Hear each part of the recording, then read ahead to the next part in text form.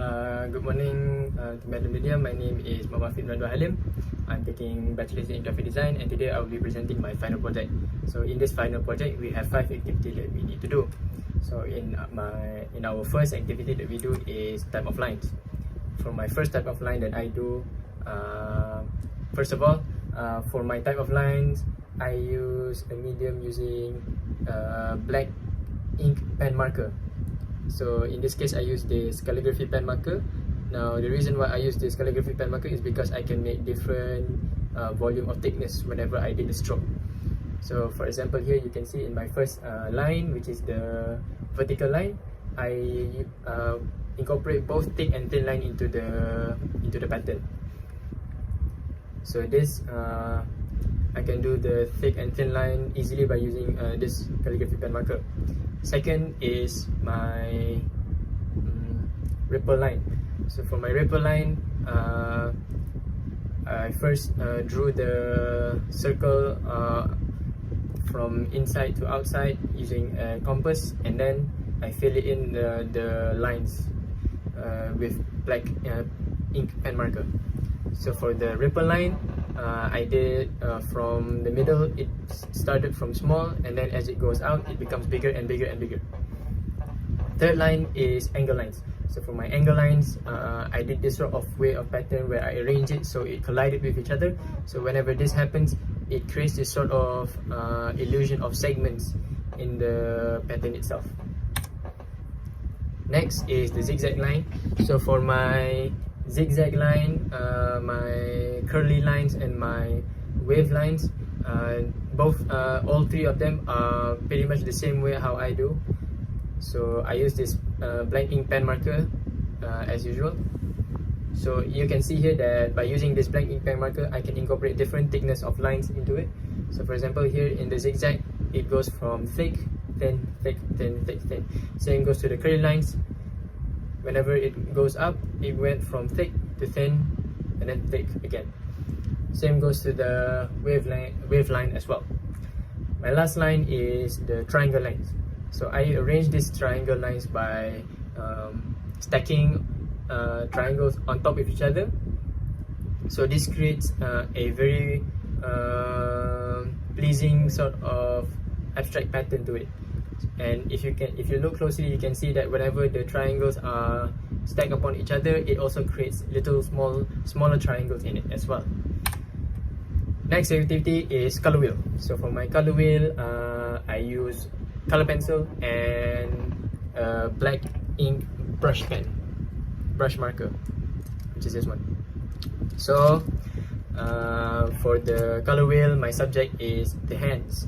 So the way I did it is by drawing hands that holds on to the next hand, so it sort of like connects to each other and it goes around in a circle. So the reason why I did this is because in the color wheel, the colors are merging with each other to create a different color into a different color, and so forth and so on. So when I draw these hands, it seems like it's connecting with each other. So I think it's a pretty cool idea.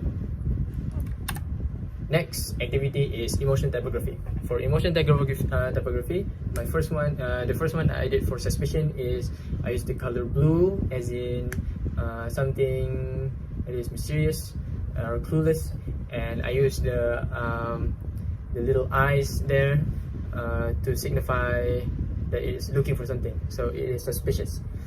Now, before I go on any forward, I'm going to say that my emotion typography, I use black ink pen marker and color pencil as well.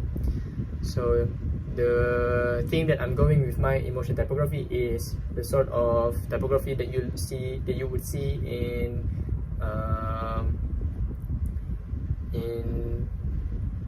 graffiti. Yeah. So I use the graffiti style to make my emotion typography, with adding a little bit of twist to signify the emotion. So like I said before, here's the suspicion. I use the eye to signify that it is looking for something. Next is laughter. For laughter, I drew the laughing mouth at the bottom. As well, I use the color sort of like red, because laughing is a very intense feeling in which you are being very happy and very passionate about something. Next is angry. For angry, I use the color red as well because angry is a very strong color and it represents anger.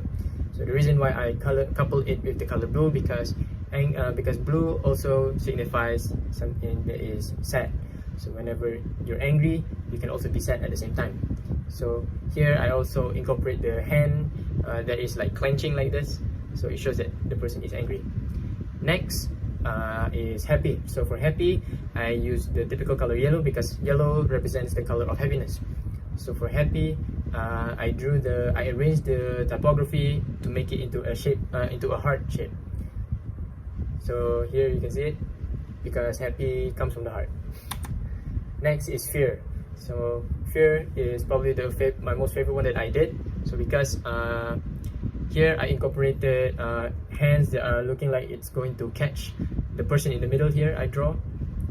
And then the fear is a very big thing because fear can be something that is very intimidating to us. So to me, something is big is very intimidating. So I do the fear very big and I put the color purple because purple usually signifies something mystic, something mysterious, something that we don't know. So hence it correlates with something that we fear. So that is all for activity 3. Now we are going to activity 4. For activity 4 is Google Doodle. So for Google Doodle, we have to do according to a theme where it's following the new normal. So for the Google Doodle, I used I didn't stray away from the original Google Doodle design. Instead, I put some extra tweaks into it to show that it's following the new normal. So of course, we know the new normal is quarantine, wearing mask, hand sanitize. So here you can see the G and both G's in this stays the same because I want to show that I want to stay with the same with the original design of the Google Doodle. I don't want to stray away from it so far. So for the O and E, you can see here they are wearing masks. So represents that we are wearing masks during the COVID-19 pandemic. Next is the O with a triangle shape on top. So this signifies a house, which means that we are quarantined. So we quarantine ourselves in our homes. Next is the letter L. Now for the little L, I didn't change much except I put the hand sanitizer nozzle at the top. So that's all for Google Doodle. Next and finally, the 5th activity is logo design. Our logo design. So I use the first letter of for 2 of my first name, which is Muhammad Afiq. So I took the letter M and the letter A, I put it together, and I make it into this sort of like fire effect. So I combine it both together. So the reason why I do it like this because I relate myself to being someone that is very rash and very angry for the most part. So when I use this color and this sort of like fire scent to it, it seems that I'm someone that is very tempered. So the reason why I use the color red is because red is my favorite color. So I think this logo works well for me. And that is all for my presentation. Thank you, Madam Lydia, again. This is Muhammad Afiq bin Halim signing off. Thank you.